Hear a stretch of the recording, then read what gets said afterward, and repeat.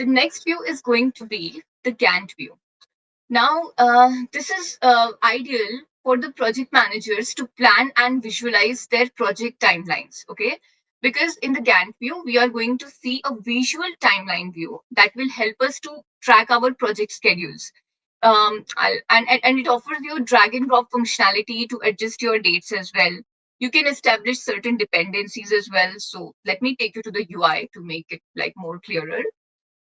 So what we will do, we have arrived on the UI. Now, in order to go to the Gantt view, to switch to that, I have to click on this drop down. And after that, I would be selecting this. Now you can see the moment I selected that, all my information, the data appears on the left-hand side. And on the right-hand side, we see a timeline view. Okay.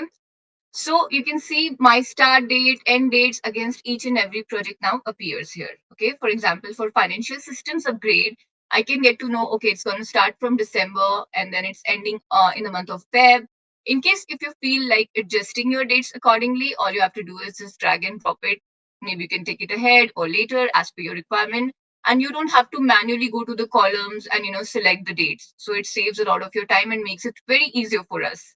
We can also see the milestones or the interdependencies of tasks. For example, you can see the third one is dependent on second one and so on.